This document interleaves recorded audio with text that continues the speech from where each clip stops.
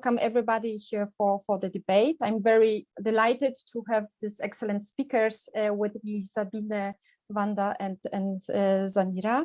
And I'm honored to moderate the debate. As Adam already mentioned, I'm here co-founder of a very, very new association of Polish women dealing with international affairs. And I published recently a book on the feministic foreign policy. So it's really like I feeling like I'm in my element. As I understand the idea of the UN Association Poland, you are here the interconnector between the big institution as a United Nations organization is to bring the idea and the agenda that is discussed at the tables, in conference rooms, at your desk, like Sabine is doing in Geneva, New York, or different places far away from us, and in order to understand and to get involved also in these big topics that you are discussing and you are trying to solve, because it's clear that it won't work without us, the citizens. So, and in this spirit of being this interconnector, being the link between the big topics and the like everyday life and our everyday issues, I would like to have this conversation tonight with you. So to explain how the work of the institutions, of the entities you are representing, can be translated into our life, in particular in the life of women in the world. At this point, people, they know me, I will usually quote some data. Some statistic, from about women in politics, about women in military forces, women in police forces, women in peacekeeping missions, or women as victims of armed conflicts. We all know there are plenty of this kind of reports and data issues by UN, issues by European Union, or by non-governmental organizations. But I thought today they are numbers, they are statistics, and let us talk about today about actions and solutions for all these problems and all this advantage that they are still in front of us, because we all know that all the statistics, what they are saying is that women are underrepresented in politics, in media, in science. We earn less. We are more sensitive to the consequences of climate change, for example. I could, continue here with this listing of all the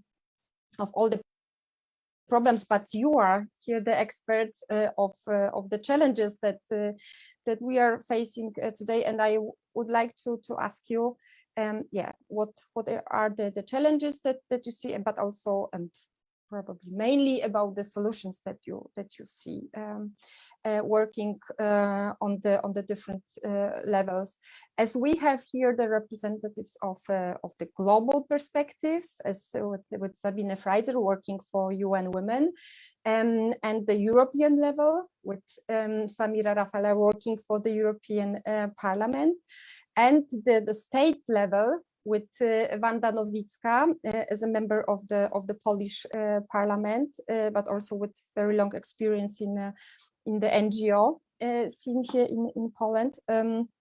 I would like to ask you once about your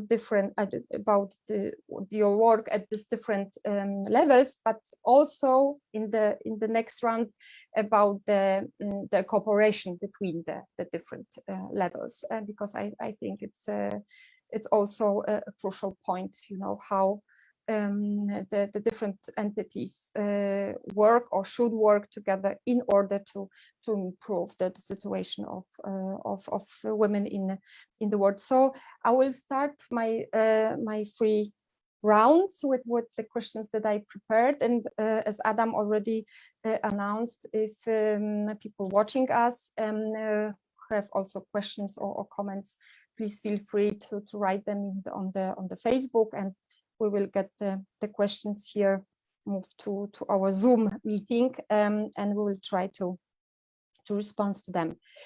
So I will start with you, Sabine, representing this global perspective, asking you, what is your organization doing, you know, UN Women, to strengthening, I don't like this word in English, women leadership in global politics? You know, what do you think is the big challenge? I mean, I listed some of them, you know, but what do you see as the biggest challenge, and what is your response to that?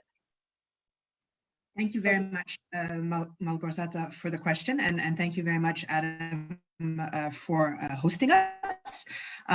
It's a great honor to be with elected women on this panel.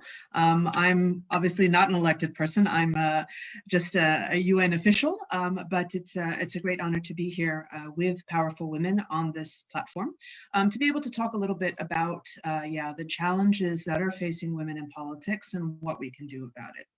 So I just want to give a couple statistics. I know that Małgorzata mentioned some, but I'll still do it anyway, because I want to just emphasize that there has been progress, of course, over the past 25 years. Women are much more visible in politics than they were before.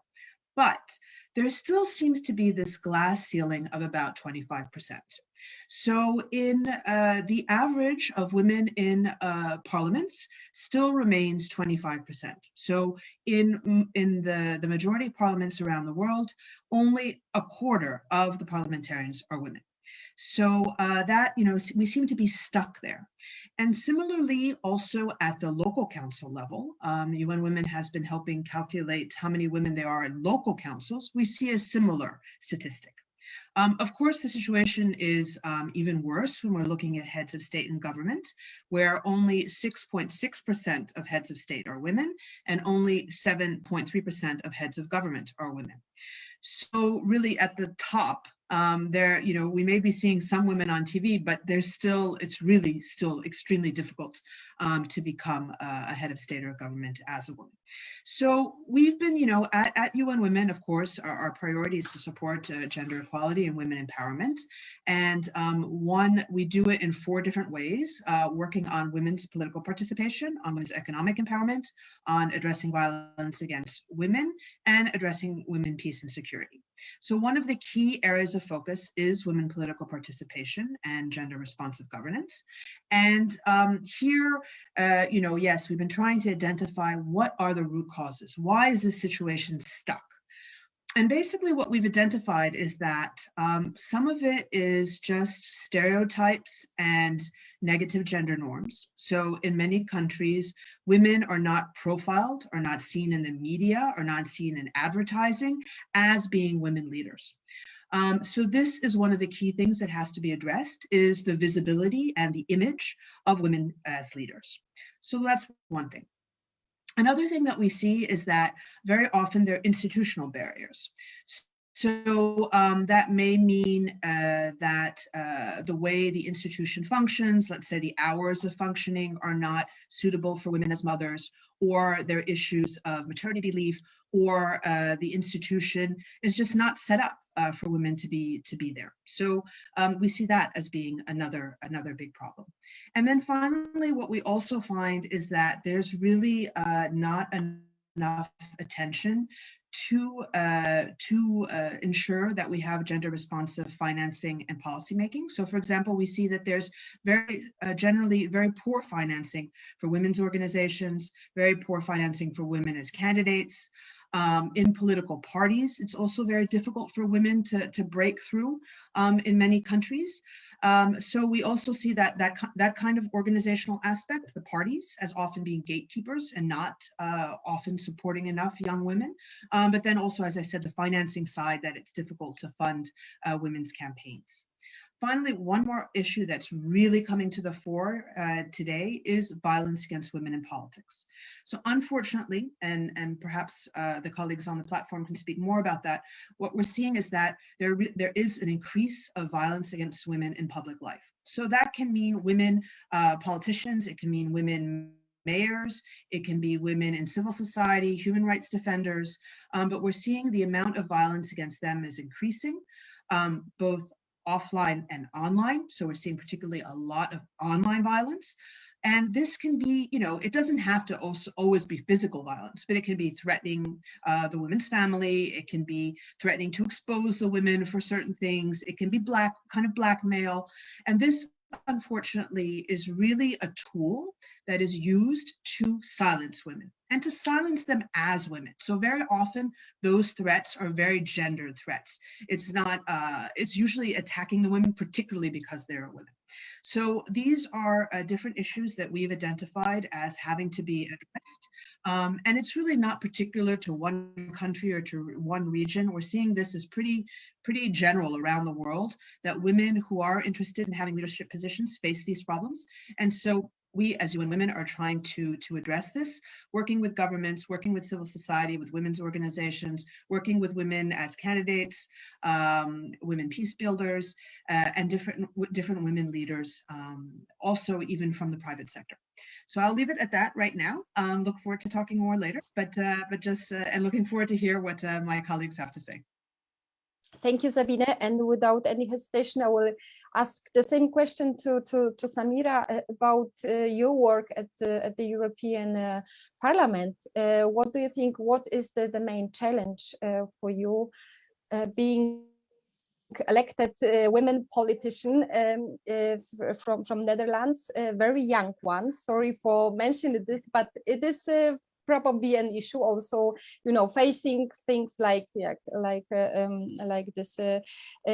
violence against women in politics. I can imagine that it's not an easy one. So what do you think? What are the main challenges from your perspective? Yes, thank you so much. And first of all, thank you so much for the invitation. It's so necessary until today to speak about this topic, because indeed we face some difficult challenges. When looking at my own institution, so looking at the EU in general, we see that women leadership is very crucial, and luckily we also see some progress when it comes to female leadership in the EU. So the College of European Commissioners has reached a gender balance with 13 out of 27 commissioners being women, and 41% of the elected MEPs in 2019 were women, compared to 37% in 2014. So we do see progress.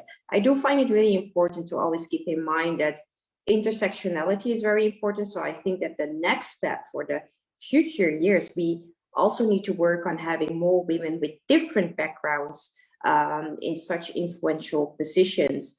But we can and should really continue to strengthen the position of women in leadership by, first of all, increasing the visibility of women in political leadership positions. So it really matters to the next generation of women that they see these role models in leadership positions. I mean, if I speak for myself, I find it so very impressive that we just had Kamala Harris being elected as Vice President of the United States. And I can tell myself that it's really impactful in a positive way.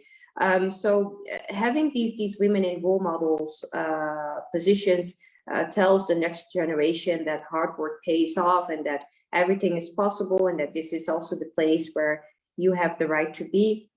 So in my work as a member of the European Parliament, I believe it is very important to also talk to young women, to advise and to help them achieve great things in politics. So then the second thing is we should also continue to combat existing gender stereotypes. So obstacles to women's participation in politics can start at a very young age. We see with shaping of different career aspirations for girls and boys in school.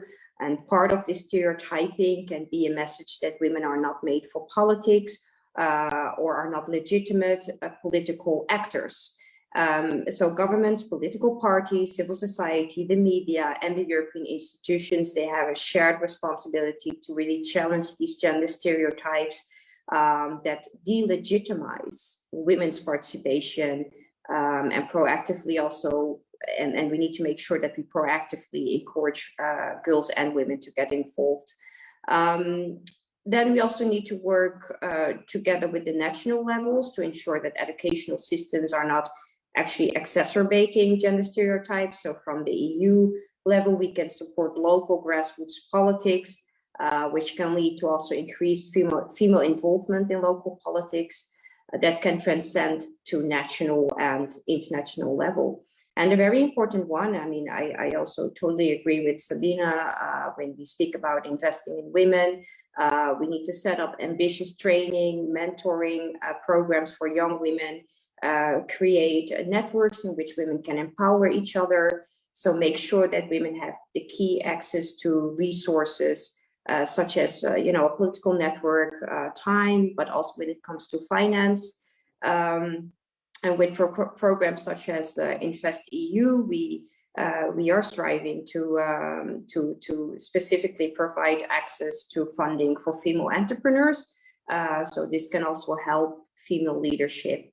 The challenges that we face, I mean, if we all want to make that work, then we do need to fight some of the very important challenges. So being underestimated, for example, dealing with biases.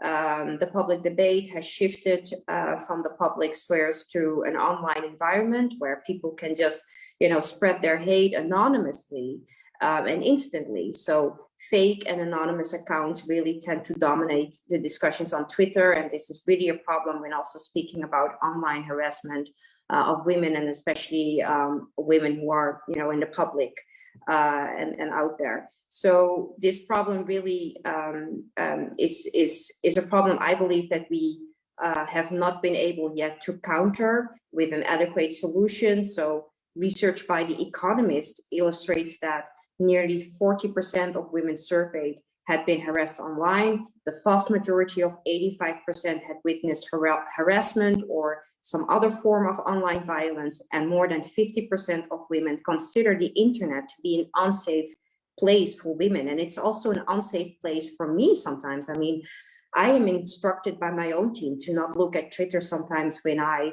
for example, make a statement on a specific topic. And it's since the recent months that I have been very open about what I am experiencing also as a young woman of color. So I have this combination of sexism and racism together. And the internet and social media is not always a fun place to be. So women who dare to speak out publicly express their opinion, they challenge the status quo, and this is answered with hate, sexism, and racism. So this is really what we need to work on, because I also see in my direct environment that this is not encouraging to young women. It's very problematic because it leads to self-censorship. So that would create that we leave the most important issues undiscussed, and that we discourage women to enter politics. And then finally, the EU is currently working on the Digital Services Act, and that really must lead to strengthening the cooperation with large media platforms in countering illegal content online, but also when it comes to fighting online harassment. Thank you, Samira, for your points. Some of them were similar to what Sabine already said, but you also mentioned quite a few new one, and the list is longer and longer. But we are going now to move closer to my country, to Poland, and I will ask Wanda. It happened. I need to say it because it happened that Wanda and we are neighbors, and there are only 2 floors between us. So it's really like moving very, very close from UN and European perspective to the very, for me, close one. Wanda is already mentioned is a member of the Polish Parliament, but for me, she is like an icon of the women rights movement here in Poland, founder of the most important, very, very important organization here, and the face of the women rights movement in Poland. And we are now in a very difficult time also in Poland when it comes to women's rights. And Wanda, please explain us where do you see the main challenges? I know that the list is long, but what is from your experience and from the perspective of Poland as a member country, and as on the state level, what are the biggest challenges for women leadership? Thank you, Małgorzata, for your kind introduction and bringing some personal relations into the field. I hope you haven't invited me because of our neighborhood. No, I'm just joking. It wasn't me, it was Adam. True. Anyway, let me start with some personal note. As Małgorzata has said, I come from the women's movement. Struggling for women's rights, this is my DNA or main identity. I happen to be from time to time a politician, but what is core of my values and what is my life mission, this is struggling for women's rights. Therefore, whenever I get into the parliament, I try to work on women's rights in all possible ways. So I first thing which I have done when I was elected, this is my second term in parliament, I established a parliamentary women's rights group. This is not like a permanent commission of the parliament. We unfortunately don't have one like that, although we should, like in the European Parliament, there is a commission on women's rights. In Poland, there is no. However, members of parliament can start such groups, what I already have done. And actually, this is, I would say, the only platform in parliament when, first of all, parliamentarians, mostly female, but not only, who sympathize and for women's rights, they joined over parties, so it's not only members of my party. We discuss and address issues of major concern, but also this is a platform when NGOs, women, and others who may raise important issues. And as you probably, some of you have heard, this situation as far as women's rights in Poland is concerned is very serious, very, very dramatic, and we are moving backwards and backwards all the time. So there are issues to discuss and there are things to do. Speaking specifically as Sabine about political participation of women, I am a big promoter of that from also personal reasons.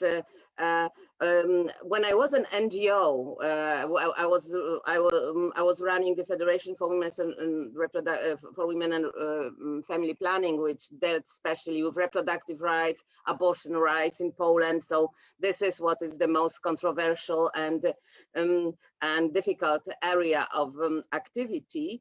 I always was wondering, should I enter into politics being NGO? And it was not an easy decision, but I decided to try because I believed, and actually that did happen in my first term, that being in parliament, you have more resources to reach out to people, to raise issues, to try to do things. And although in Poland, there has always, recent more or less 15 years, we live in a country where right wing is in power, different right wing, but still, which are not very supportive to women's rights. So always we are in an opposition, those who promote women's rights. So probably we don't have a chance to make a change in terms of legislation, but still we have much more opportunities to bring the issues into the public. So I believe that this is very important, that other women, especially now, those who are active in women's movements, who's struggling in the streets to to struggle against extremely fundamentalist and anti-women reproductive law, which we are having now. This is something that still there are women who are engaged in those movements. When they are considering should they enter politics, they think, oh no, politics is something I don't want to get into it. And of course I respect this decision, but I think more and more women see also that being in politics, you can have an impact. So in the context when politics, like in Poland, entered so, into our beds, into our personal life, to the extreme situation, we need to go back to the politics to make those changes. Therefore, in order to have more women in parliaments, I, on behalf of my political party, which is Left Party, submitted 1 month ago a law on parity, which would secure equal representation of men and women, 50% and 50%.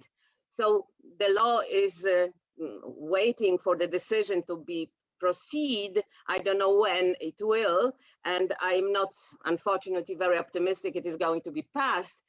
Nevertheless, I do believe that this is something we should be trying to do, because I'm not the first who started this process. Some years ago, the Women's Congress raised the initiative, started the initiative for parity, for law on parity, and it was a success. According to this, let's say half success, because we wanted to have 50%. It was in 2011. However, when the law entered the parliament, it was modified into 35% quota. So now I think it is the time to go further, to enable, to give a chance to have a bigger representation of women in parliaments, local governments, and as well in the European Parliament.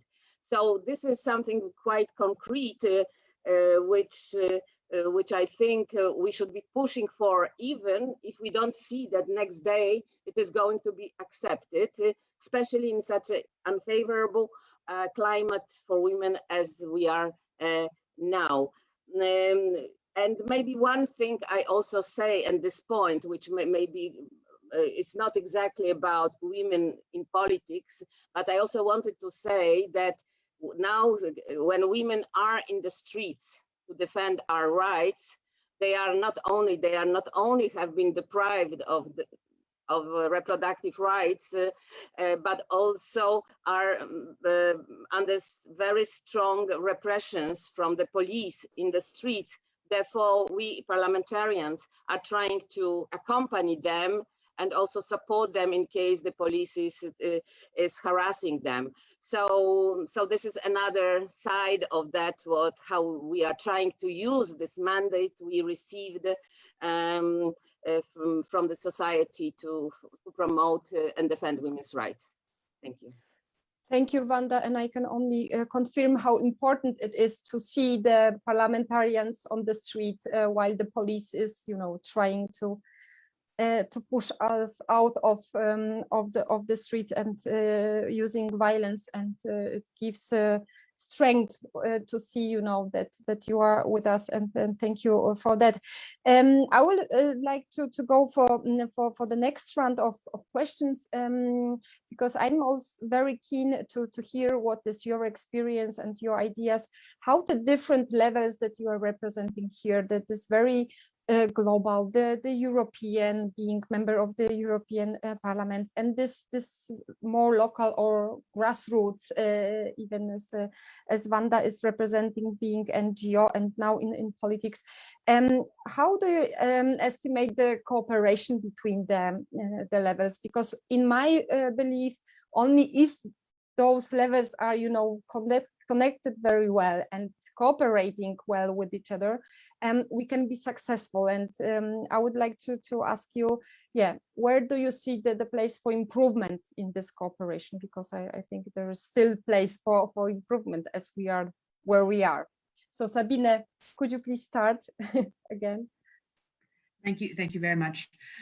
One thing I want to mention before I talk specifically about the cooperation is, of course, all the work that we do at the UN level is a combination of what we call normative. So it means being based on international commitments. So that could be CEDAW, or it could be other pieces of international law.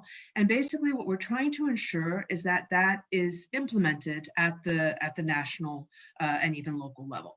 So we work on the normative, and then we work on the coordination. So coordination, working with other UN agencies, but also with member states and with other partners to try to ensure that gender is really integrated in development. And then finally, the programming. So then as UN Women, we also do programming on the ground through our offices on the ground. But I think that it's important to kind of look at it that way, in the sense that there always is the global commitment, and that then should be translated. The reason I wanted to particularly bring that up is because the discussion we just had, or that Wanda just spoke about, the issues of quotas. And I think that it is important to talk about, these are also called temporary special measures. And here the CEDAW committee has made many recommendations to different countries about the importance of quotas and how quotas can be beneficial.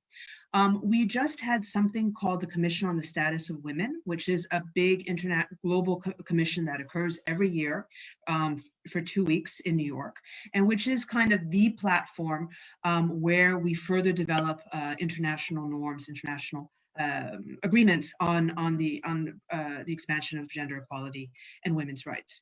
And that one this year, so that just occurred in March, was actually on women's participation and decision-making in public life. And interestingly enough, there was a discussion about quotas, and in the agreed conclusions, so in the conclusions that were agreed by all member states of the UN, there is a mention of a recommendation for 50-50 gender balance in elected positions. So that is something like to bring home directly at the national level, because it is now agreed language, as we call it.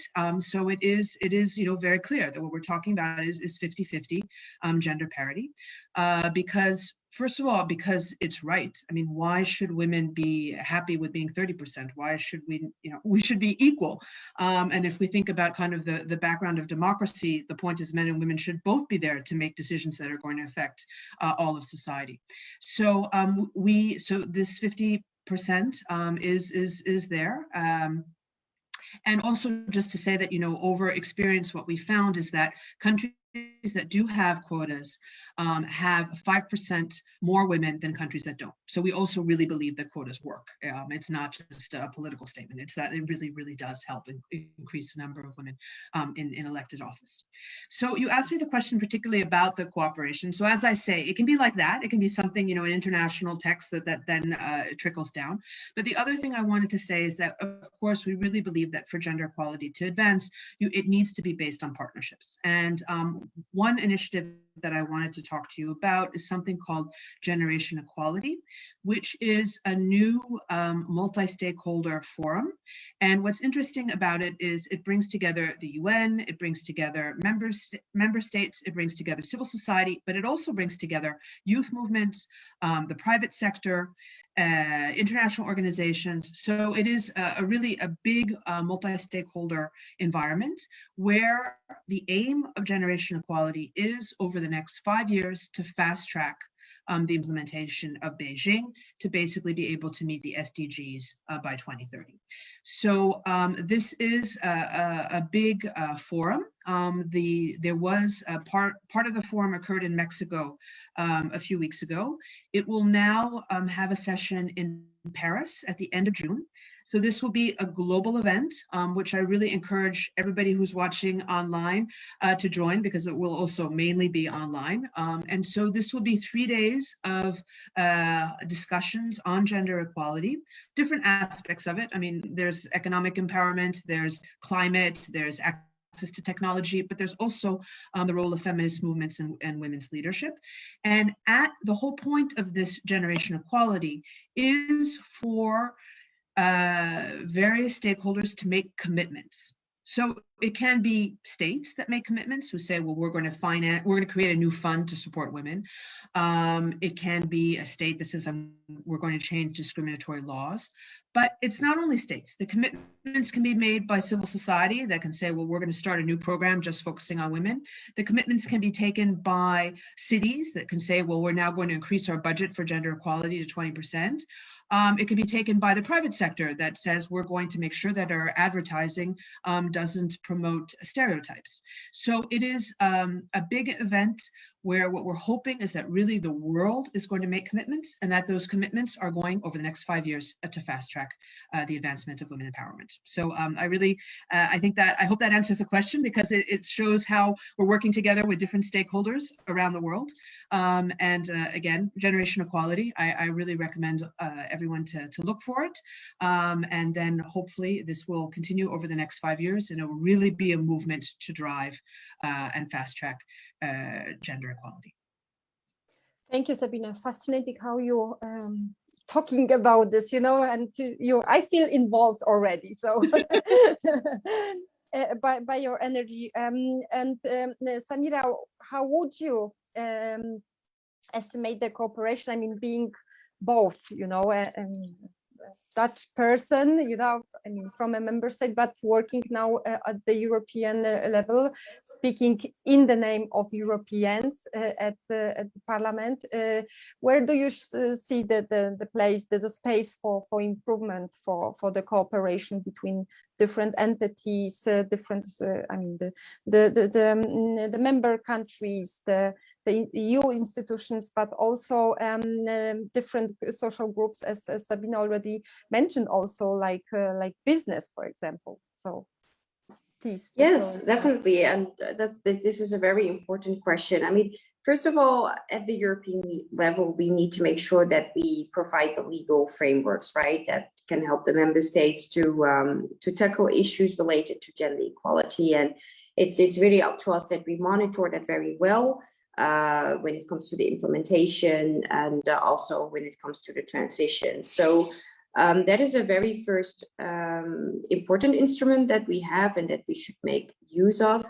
And I think that in general, we can ask for more evaluations, we can ask for more monitoring when it comes to these kind of legislative proposals that are being implemented in member states. So I think there is a first opportunity to improve.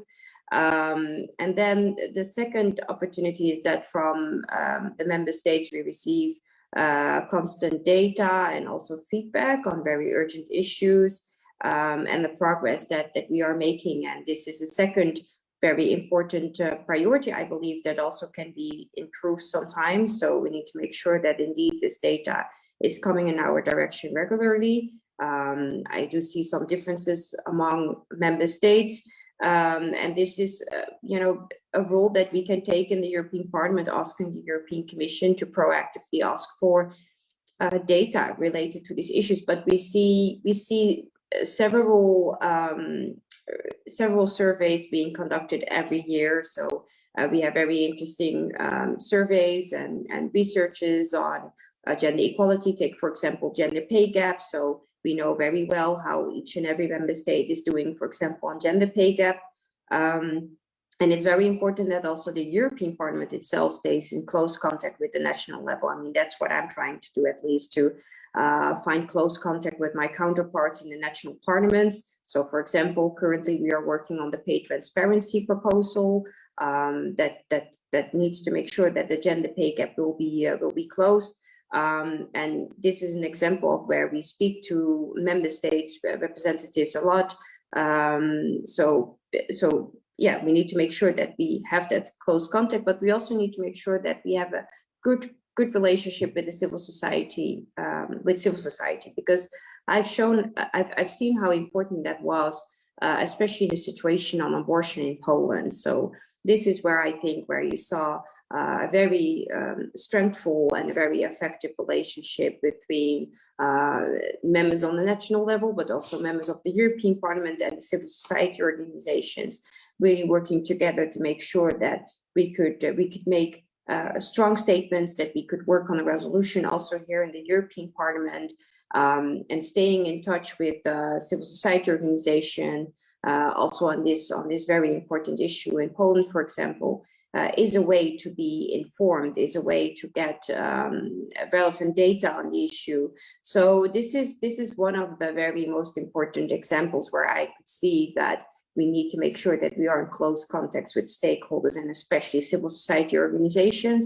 And I also believe that, you know, this is what we also called upon, that we specifically asked for support for female women's organizations, to be supportive and to make sure that the European Commission facilitates women's organizations in Poland, but we regularly also ask that to do that for other member states or third countries. So I hope that I just gave you an overview of where we can see improvement and what we should definitely need to hold on to, and that is the close relationship with the civil society organizations. Mm-hmm. Thank you, Samira. As Poland and Polish civil society was already mentioned, Wanda, please, we are keen to hear what is your assessment about the cooperation between, as we have here in Poland, the situation now. So, but you also mentioned before the cooperation between the NGO and political scene, which is not easy, but you see the advantages. So please, the floor is yours. Okay. Speaking of cooperation, I would like request Sabine for sending me these recommendations, resolution from the last CSW on parity and other things, because that could be helpful when we have this debate in Parliament. So that would be fantastic to have it. But speaking more about the collaboration, I must say, maybe I start with the perspective of activists in the country where difficult, when is very extreme situation in general, as far as the rule of law in the country, which is being breached in so many ways, but also it includes women's rights, that when these processes have started, we have experienced so much solidarity from outside the world, from women's organizations, which they establish very strong networks, global international networks to support each other. But also the voice from the European Parliament. This is something which is very heard in Poland. Parliamentarians are very much, but also local parliaments as well, but specifically European Parliament. There have been many meetings in which I participated online, primarily, where parliamentarians wanted to know how the situation is on the ground, and they really were asking what they could do, and so on. So this is very important. The solidarity, this as an expression of solidarity, is very important for us to know that there is the world which is looking what's going on here. However, of course, in terms of what, realistically speaking, could be done in order to improve the situation of women, that this is much more difficult, because when I quite often get a question, what we could do for you, and it is hard to say, because we know the limits, what can be done. But of course, certainly what, for example, in the case of the European Parliament, there, as Samira has said, there have been resolutions regarding women's rights. There have been, and others problems in Poland. It seems that the European Parliament is spending a lot of time addressing problems in Poland, which is a bit embarrassing, I must say as well, but also it's very, very good for us when we hear this voice internally. But the fact is that that the main thing which these bodies can do are is the expression of the solidarity. So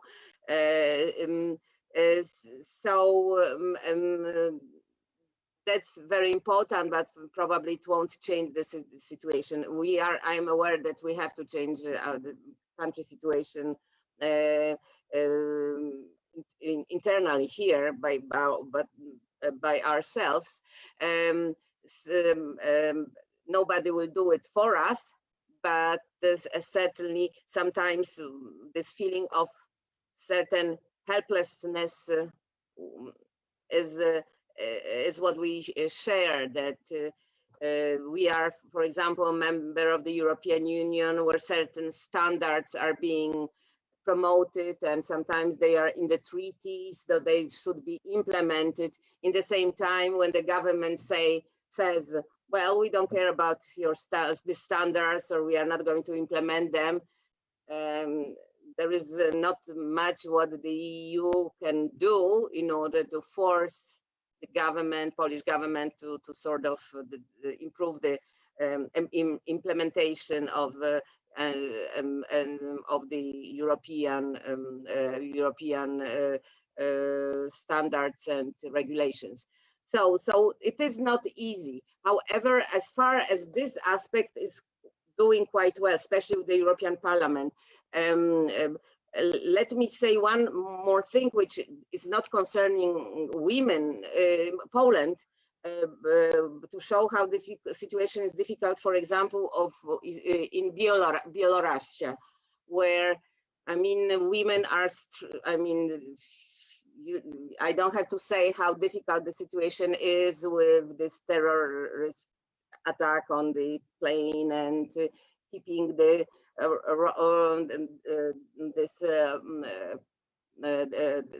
this Roman Protapowicz, who is the leader of, who was like kidnapped by the Belarusian police. And those who are in the streets are primarily women. Actually, in Poland, there are many people from Belarus, and there are a lot of protests of Polish people together with Belarusians, and certainly women are who dominate, and they really, as some people say, that now not only in Poland or in Belarus, revolutions are having women's face, that you see those in the streets. But I mentioned this also to show how we have difficult situation in Poland, but there is much worse. They live under dictatorship, but also they are not a member of the European Union. It means that some ways of activism are not open to them. So this is something which is a challenge, and I would really plead to think how the international community could try to engage more in this region, in this country, and how to support civil society, women included, in order to help them struggle their own battles for freedom, democracy, human rights, women's rights. So this is my request.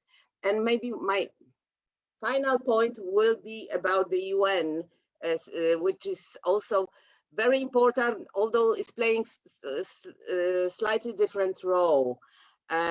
because I see the UN, actually I've been engaged with the UN for many years, participated in many commissions on the status of women and other meetings, so I'm very attached to the UN. And what is so important about the UN, these are the standards, these are these policies which you consistently adopting, and they are so important, especially as a point of reference, especially in those countries where there is less democracy and freedom than others.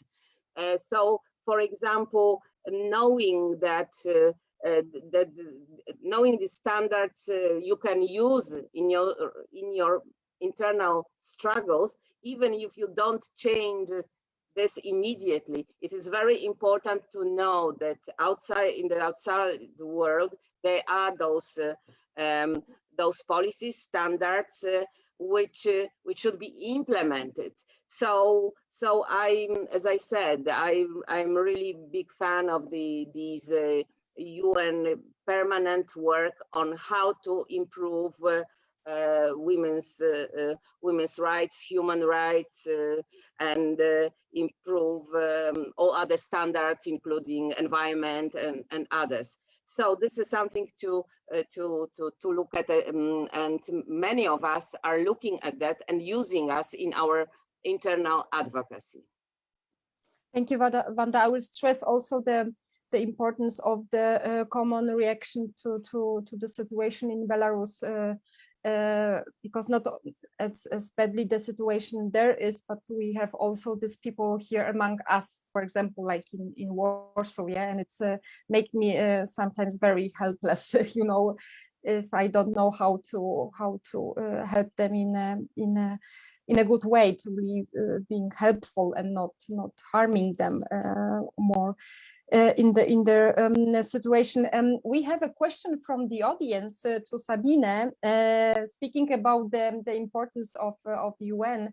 And the question is how UN women react to the recent protests in Poland with regards to the strife for gender equality and women's rights. Sabine, please. Oh, tough question. I was about to say that, that UN Women has made statements on Belarus and on Myanmar, but I don't know, honestly. I didn't have time to Google to check if we made a statement on Poland. That I don't recall, I have to admit. But what I do want to say is, with the whole issue of sexual reproductive health and rights, including the access to abortion, is something that the generation equality that I talked about a few minutes ago is very much looking at, and very much there is an action coalition specifically on the issue of bodily autonomy and access to sexual reproductive health and rights. And so that action coalition, which is not only UN Women, but as I said before, is a big multi-stakeholder coalition, is really going to be trying to advance greater bodily autonomy and greater access to sexual reproductive health and rights. So that's not a direct answer vis-a-vis what the UN may be doing vis-a-vis Poland, but at least on the issue, it is a very visible issue that the UN Women and other UN agencies are trying to work on. So sorry, I can't say specifically on whether or not there's been a statement from us on the situation in Poland, but as I said, Belarus, Myanmar, there have been. And I think that, statements, of course, don't get you that far, but it does, I think, help show that there is an awareness. And I hope that the whole issue of solidarity that you've spoken so eloquently about, that solidarity at least can be felt by these kind of statements. So as Wanda, you said, the outside forces are not going to change anything domestically, but I hope that, yes, it gives a certain a feeling of solidarity. Thank you, Sabine. We have another question this time to Samira. What is your take on gender quotas on management boards in light of the recent new laws in Germany? So was the question, Samira. Yes, so I am in favor of having a quota for, with the goal of having more women in company boards. I am also responsible for this file, Women on Boards, for my group Renew Europe. And you know, it's very, very necessary that we also unblock this file in the council, because it's stuck in the council, also because my own member state does not want to move on it. But yes, we need more women in company boards, because these are very, very influential, economic influential positions. And in general, I believe that we do need to use a quota to have more women in general in top positions, because we just see that it goes too slow. And what Sabine already pointed out very well, where you see indeed that countries make use, or companies make use of a quota, you see that there's a lot of progress. You also see that the quality of the production of companies, whatever they work on, whatever services they are in, whatever, but you see that their quality gets better. So diversity will lead to better quality. And you know, you can always think, well, let's start with a temporary quota, and then let's see what happens in a couple of years. And when we get to the normal level, or the acceptable level, we can see if we can do it by, you know, nature. But it's very necessary to have quotas now, because the numbers are very bad. Sabine, would you add on this? Because I saw you not signing us with your head that you are in favor also. Did I recognize your position well? I mean, unfortunately, I mean, temporary special measures are needed because of the inherent bias and stereotypes that exist. So what we talked about at the beginning of the conversation. And once that can be overcome, once it becomes usual to see women in the boardroom and women taking decisions, then maybe the quota can disappear. But there is this huge barrier that people are not used to seeing women as decision makers. And that's why we need these quotas. So just to say that, yeah, I completely agree that what Samira has been saying. Okay, thank you. We have a question also from the audience to all of you.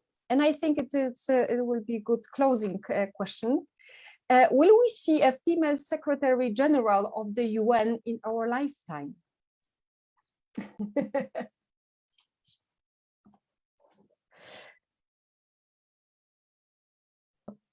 Wanda, would you like to start so we can change the order? Actually, I remember before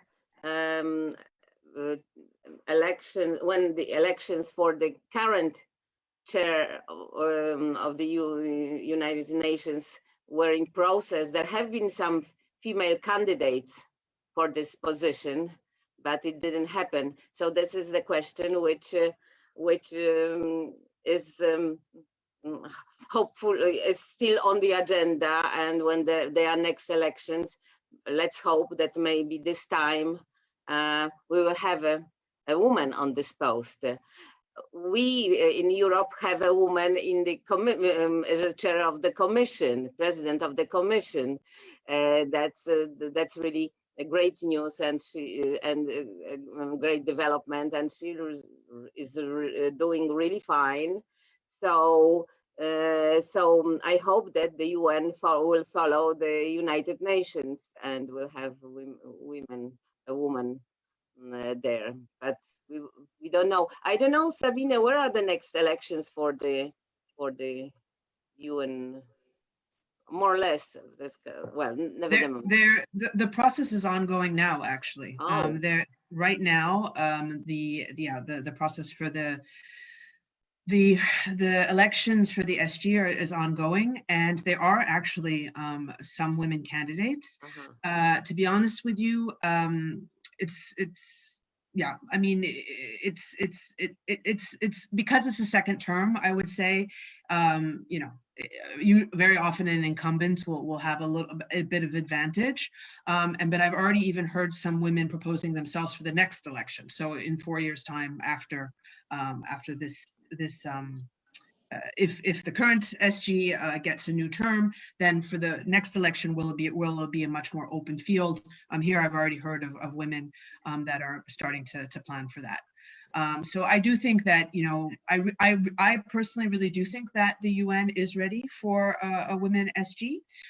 We have a very developed parity strategy at the UN, and there's been really big progress on having women at the highest levels of decision making in the UN under the current SG, under Mr. Guterres. I think at this point, I'm not 100% sure, but either we have parity or we're very close to parity in terms of heads of agencies. So if you look, you know, UNICEF is a woman, UNFPA is a woman, UNAIDS is a woman, obviously my agency is a woman. So there's been big progress, and there's been progress also in terms of, for example, having more women as head of political missions. So until very recently, there were almost no women in those kind of, you know, the political missions. For example, the mission to Cyprus was just a woman, but you know, the mission to Afghanistan or the mission to Iraq, those positions were always handed over to men, and so there's been progress in that as well. So yes, I do think that the parity strategy has made big advances, and that the system should be ready for women. Maybe not this election, but definitely the next one, where it'll be very open.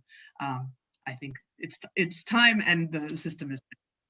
If I'm not mistaken, we now have a female candidate, a young woman, Aurora Akanksha. And this is, I think, so impressive and so inspiring that she just put herself forward. And she has, I had a conversation with her. And that was also, you could follow that on our Instagrams, because it was an Instagram live conversation. And she has such a ambitious and good vision on the future of the UN and all kinds of very important topics, climate, migration. So, I mean, I am always it makes me very happy to see such brave women putting themselves out there. So I cannot wait until we have also the first female as UNSG. It's very, very important to have these kind of role models. Yeah, let's cross the finger that it happens sooner than later, as we have already with Kamala Harris mentioned also today. And we all do our work in favor of it, that is going to happen one day. And you, as also women leader, are contributing with your everyday work also to improving the situation of women on different levels, and also making the path for the next SG. Yeah, I will end our discussion at this point with this optimistic hope for the future. And I would like to thank you, Wanda, Samira, and Sabine, for your time, for your insights, for the very long list of the challenges that we that we collect, but the improvement was also mentioned, and what I think it's very important, you know, to keep it in mind, and also in our heart when it's so hard sometimes, that there is a lot of work being done already, and it's we have to, you know, we have the basis we can build on, and it's as Kamala Harris said also, I stay on their shoulders, you know, and I feel this every day, that you know, with every woman being politician, being board member, or being a scientist, you know, we are improving the situation of all women in Poland. And with this, I would also thank you, UN Association Poland and Adam, for hosting this debate, and for the idea to bring us together and to speak about women in global politics. And as we collected already so many topics for next debate, I guess your agenda will be also full for the next weeks and months to come. Thank you. Yeah, absolutely. A very big thank you on behalf of the entire UNA Poland team for accepting our invitation, to our audience for the questions. I can tell you there were many more, but unfortunately time constraints are what they are. And just to touch upon one last thing that Sabine mentioned in terms of the parities in the different missions and responsibilities of the UN, I think it's fair to say something very close to home. Our ambassador, Joanna Wronecka, was just recently appointed as the UN Secretary General's special coordinator for Lebanon. And I think she'll be assuming that role as of June or July, I presume. So we received that news, with great happiness. And of course, I do keep my fingers crossed for the SG elections, be it this year or in 5 years' time. I wouldn't be myself if I didn't do a little bit of marketing at the end. So I do invite all of our audience to our next discussion on June 8th at 5:30. We will be discussing digitization, technology, artificial intelligence, and cybersecurity with Professor Luca Morel from Tilburg University, who's also a member of the Dutch Cybersecurity Council. We'll also be joined by the Secretary General of the Nordic Council, who will present the view of the Scandinavian countries, the Nordic countries, and the US Senator, but that I will leave as a little surprise for next week. So once again, a very big thank you to our guests, a very big thank you to our audience for the discussion that we've had both in the comments here and in our members group. And well, I do hope to see you all very soon. Lots of health and all the very best to everyone. Thank you very much. Thank you. Thank you for having us. Thank you. Bye.